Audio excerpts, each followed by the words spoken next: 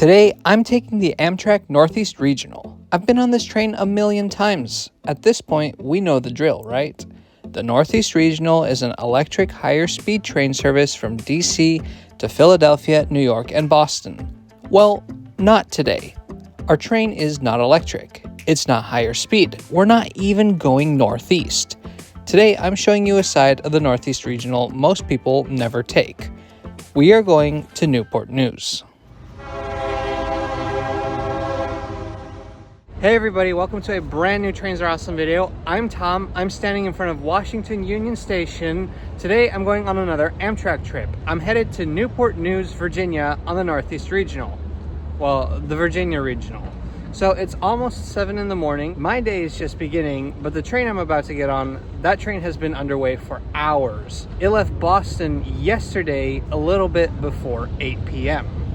I'm taking Northeast Regional number 67 to Newport News. The Northeast Regional is Amtrak's most popular service, and as the name implies, they mostly run on the Northeast Corridor, the electrified, primarily Amtrak-owned railway line running from Boston to New York and DC. But some trains do leave the Northeast Corridor to serve other destinations, including what's known as the Virginia services. These services are partially subsidized by Virginia, and they're made up of Northeast Regional trains which, after stopping in Washington, continue south, terminating either at Richmond, Newport News, Norfolk, or Roanoke. Our train number 67 is one of these. It left Boston the night before, making its way to Philadelphia, where it stayed for a few hours until leaving early in the morning to get to Washington, D.C. in time for a 7:20 departure towards Newport News. Train should be pulling in right now, so let's head to the gate. So apparently there's a huge event happening here tonight, right when I come back. Oh, the entire main hall area is shut off. So on that day, there was a Congressional Republican fundraising dinner in the main hall. I get it, the main hall is beautiful. And you know what? I hope that as they're inconveniencing commuters, enjoying their lavish dinners protected by armed guards, they stop and rethink defunding the transit that the people who normally use this room are dependent on. But such a sentiment is probably just derangement syndrome, right? Okay, so my train just pulled in. Gate K, track 26. Hope the line's not too bad. The platforms at Union Station can broadly be divided into two parts. On the west side, there are tracks that terminate here, and most of these serve high-level platforms, with a few low-level ones. Then on the east end, there are through-running tracks, which connect to a tunnel south of the station. Since our train goes south, it will use these. These are exclusively low-level tracks, meaning that when we board our train, we will have to climb up a set of stairs. There is assistance available for passengers in wheelchairs. The tracks north of DC are electrified. South of here, they are not. As I mentioned earlier, this train originated in Boston yesterday. For 457 miles through the night, it has been pulled by an electric locomotive. But as we board, crews are hard at work detaching that electric locomotive and moving it out of the way so that a diesel locomotive can be put in its place. This is a fascinating but time-consuming process, which will be alleviated when the new dual-mode aero trains enter service beginning next year. Anyway, quick seat tour. These are Amfleet 1 cars, which all the Northeast Regionals currently use. They've got good seat padding, good recline, and decent legroom. There are tray tables and power sockets, reading lights above, and overhead luggage racks for your luggage. There's more luggage space near the doors. Everything is way more spacious and comfortable than anything you'd find in coach on an airplane, and it'll do very nicely for the 4-hour journey from Washington, D.C. to Newport News. We depart about 7 minutes late, at 7:27 a.m.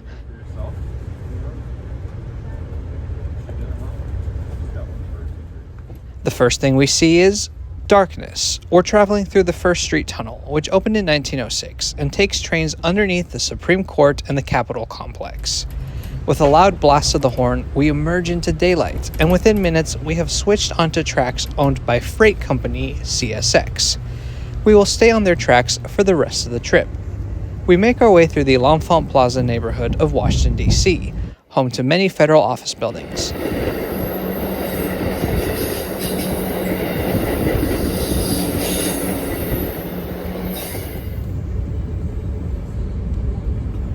If you want a good view of DC's many famous monuments, you'll want a seat on the right side of the train. Soon we are on the Long Bridge, which carries rail traffic across the Potomac River into Virginia.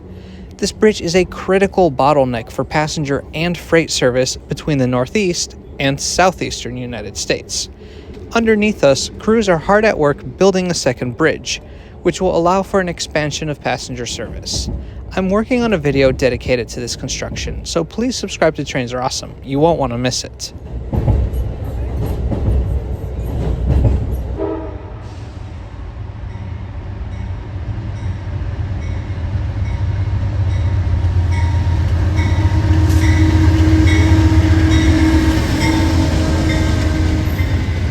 Passing by National Airport, which in the future will have its own Amtrak station, we then arrive at our first stop, Alexandria, Virginia. All Amtrak services stop here, from the regionals up to the long-distance sleeper trains, and quite a few people get on. Transfer is available to the Virginia Railway Express commuter service and the blue and yellow lines of the Washington Metro.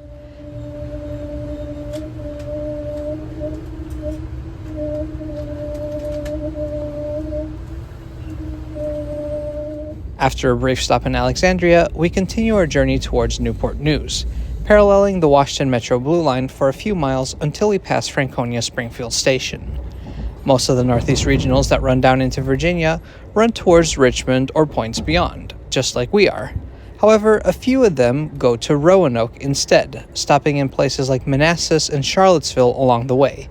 Those trains split off here.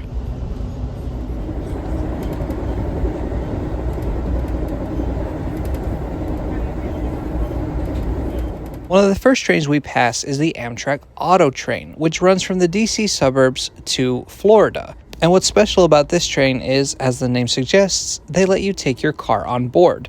So after the passenger cars have passed us, we see a seemingly never-ending stream of auto rack cars.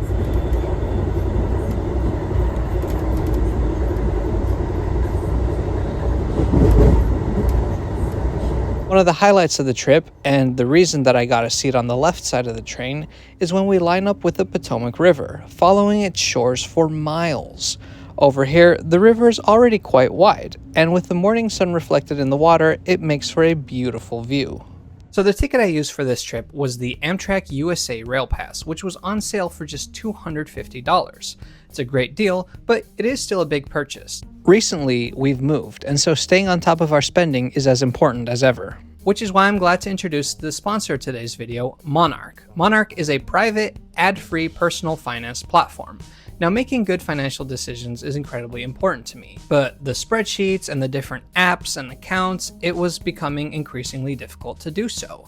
Now, connected all my accounts and all my cards to Monarch, which is easy to do because Monarch syncs with over 13,000 financial institutions. On one clean dashboard, it shows your transactions, the debt you've paid off, your net worth, all in one place. One of the features that I really like is this calendar that shows you when your monthly payments are due. I mean, we've got house payments, internet, Louis haircuts. You can use the flexible budgeting tool to see what flexible spending you have after your fixed spending is done. If you need help or suggestions, there are AI-powered insights, and it's couples ready. So when I made my account, I sent a link to Lindsay, and now we can look at our finances together. It's also cross-platform. If you're at a restaurant and you just quickly want to check on your app, that works. If you're at home making your budget and you're doing it on your desktop, that works too. You know we here at Trains Are Awesome love a good cross-platform transfer. Now my viewers get 50% off their first year. Just use the link in the description or the code TRAINS50 at checkout. Try Monarch today. And thanks to Monarch for sponsoring this video. After Alexandria, there are 7 stops left to make today, and the first one coming up is Quantico. If you've ever watched any FBI shows, you may have heard of this place. Quantico Station is located inside Marine Corps Base Quantico, and that base is home to many government institutions, but among them, it's the FBI Academy and an FBI research lab. Because the station is on the base, to even leave the station or to access it, you have to go through military security. So you either need a military ID or you need to bring your ID and the security office will run a background check on you. This also applies for if you want to go to the town of Quantico, which the station and the base are obviously named after. The town is completely surrounded by the base, and so any movement in or out requires a security check. Quantico is a stop. Please take your time, grab all belongings, and make your way to the door to get up on crew member. All doors will not open again, all doors will not open. Please do not wait till the train comes to the please stop now. Either way, we mission stop. Quantico, Virginia. All right.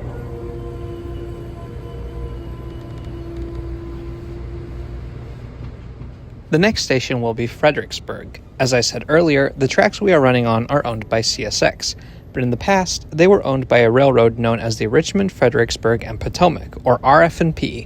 While relatively quite small at just 113 miles, it was massively important. In the 1800s, as railways sprang up all across the continent, on the East Coast, the railways were largely separated into two networks.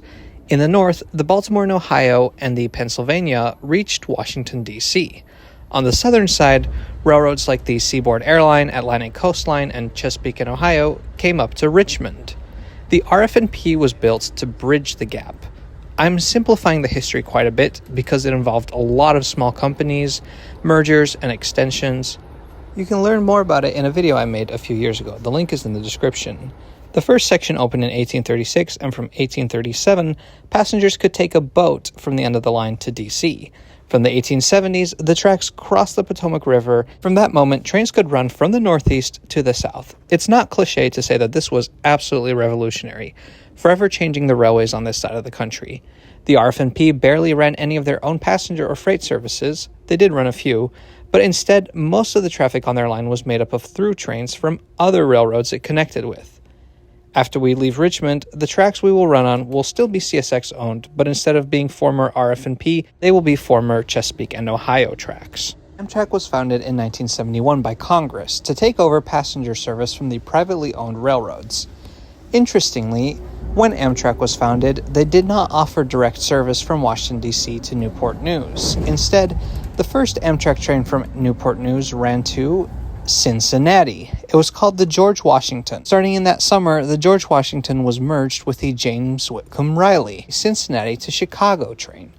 Trains switched names depending on which direction they were traveling. In 1975, Amtrak introduced a new train service which ran from Chicago to Norfolk on the other side of Hampton Roads. This allowed them to axe the James Whitcomb Riley between Charlottesville and Newport News in 1976. Replacing it with a train called the Colonial, which ran up to D.C., New York, and Boston instead.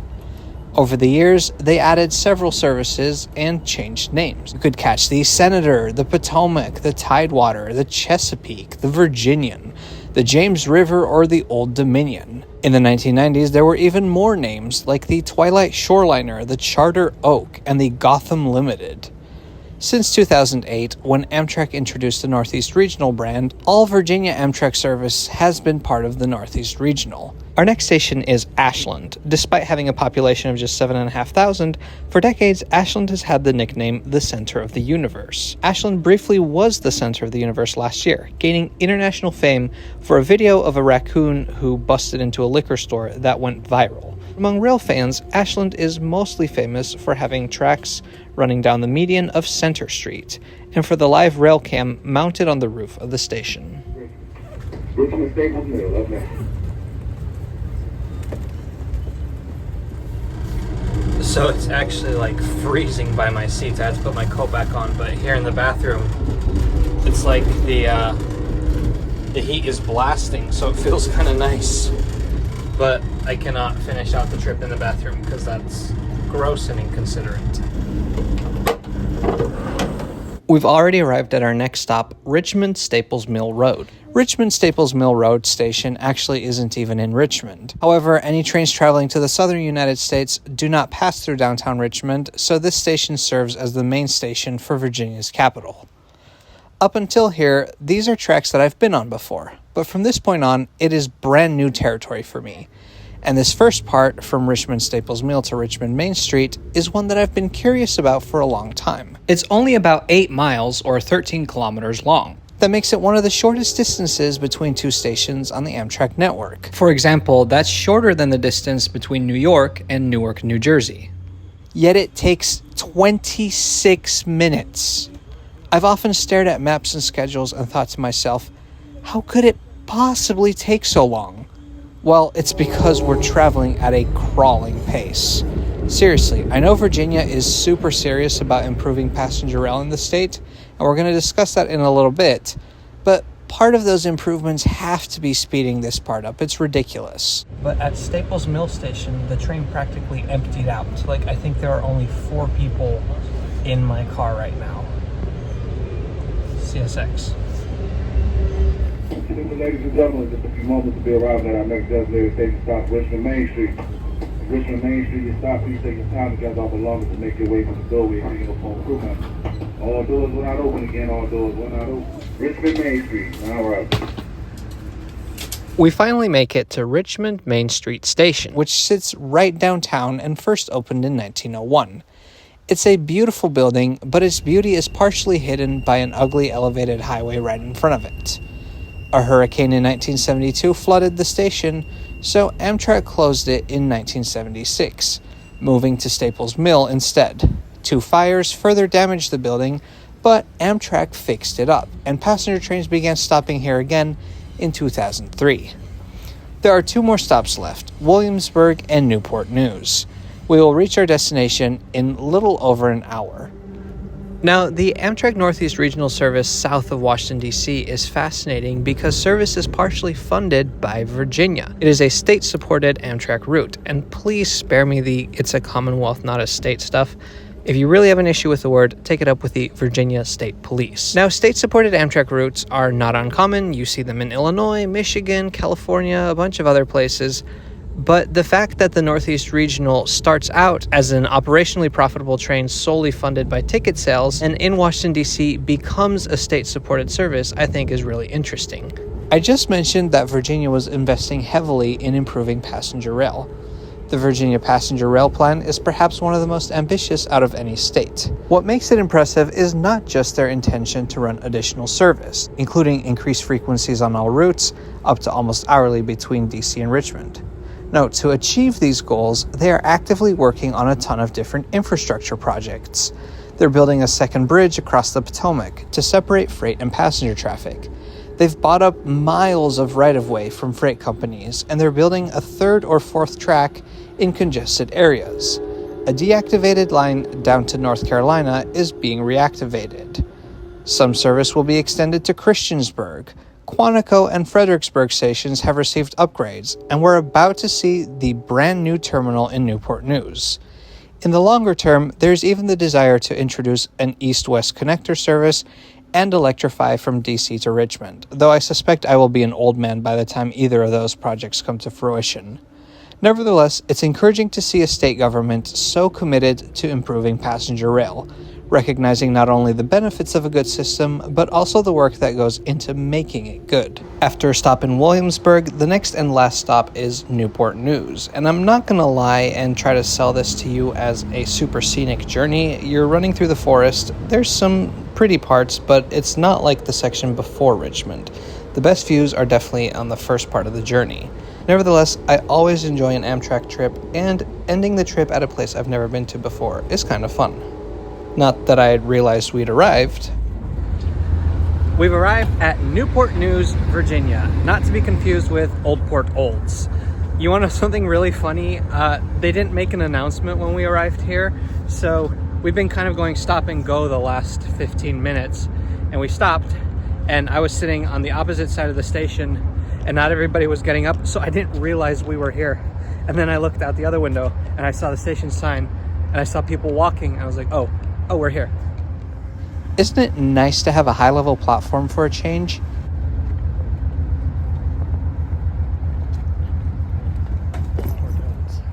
After just a brief stop, the train backs out of the station already. Nearby is a Y, which it uses to reverse direction, getting ready for the next trip north.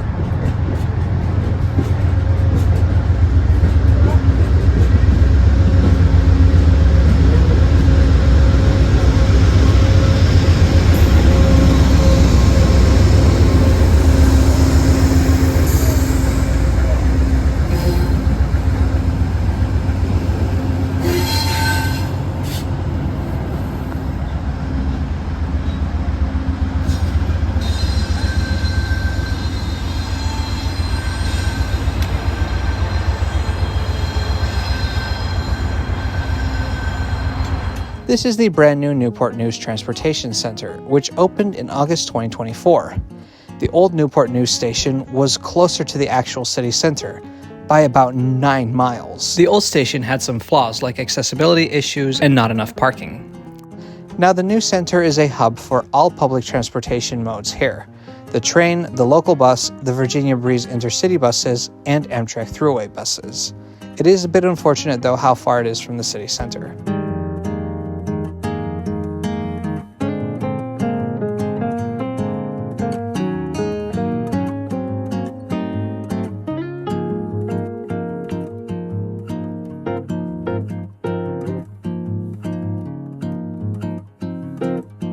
Not that that's my ultimate destination for today. No, that is Norfolk, on the other side of the river.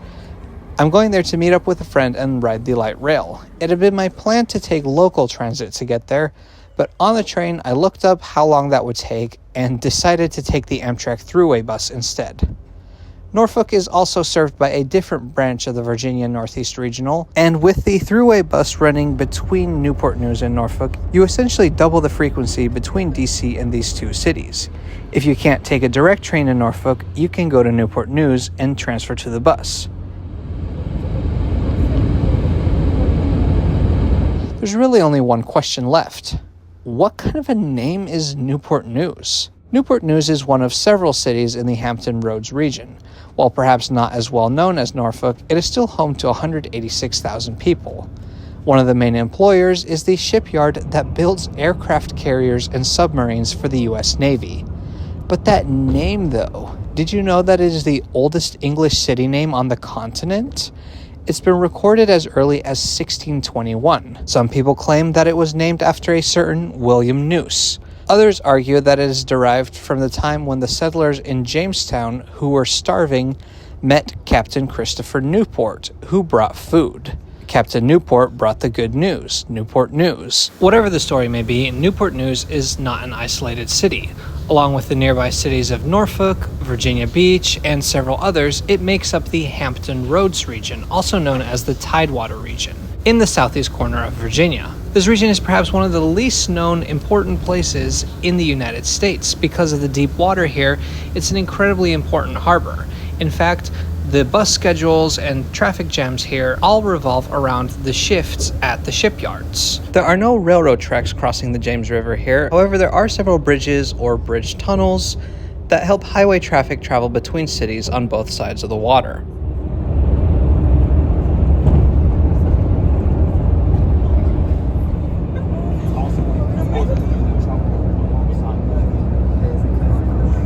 The bus drops you off in front of the Amtrak Norfolk station, where connection is available to the Tide Light Rail, but I'll save that for a future video. Anyway, that's all for today. Thank you so much for watching. I'd like to try the other branches of the Virginia Regional next, and remember, there is a video coming later this summer that goes into more detail about Virginia's plans for future passenger rail. You won't want to miss it, so subscribe to Trains Are Awesome. We'll see you next time.